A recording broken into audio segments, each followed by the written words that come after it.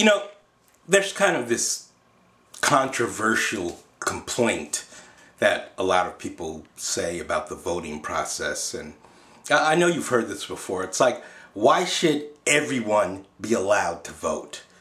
You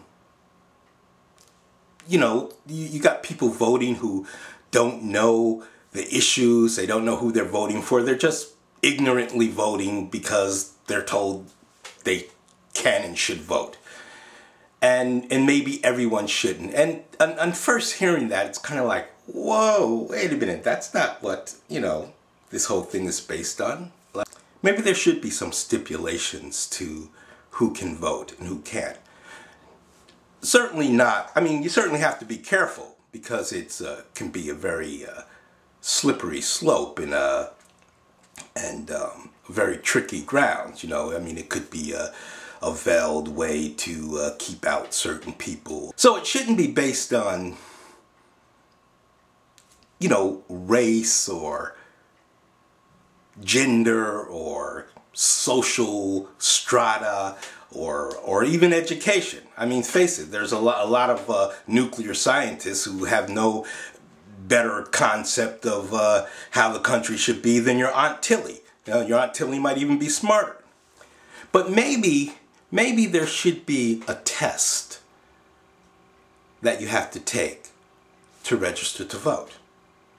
A test that simply tests your knowledge of the candidates and what their positions are. And this can be a wide berth. I mean, maybe you have months to take this test, and you can take it as many times as you want, as you need to.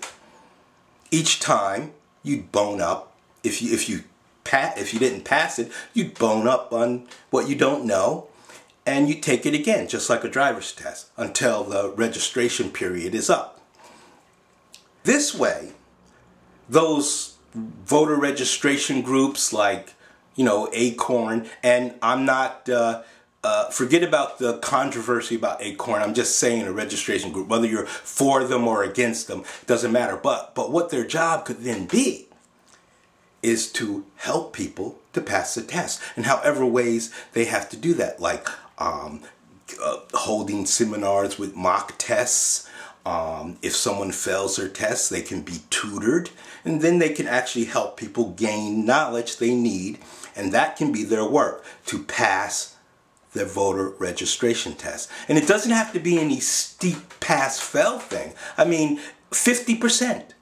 50% is all you need to pass the test. If you know half of the issues, you're eligible to vote. Just half. This way, we can say that everyone voting has at least a half-assed knowledge of the candidates and what they're standing for, which in all sincerity, we cannot honestly say today.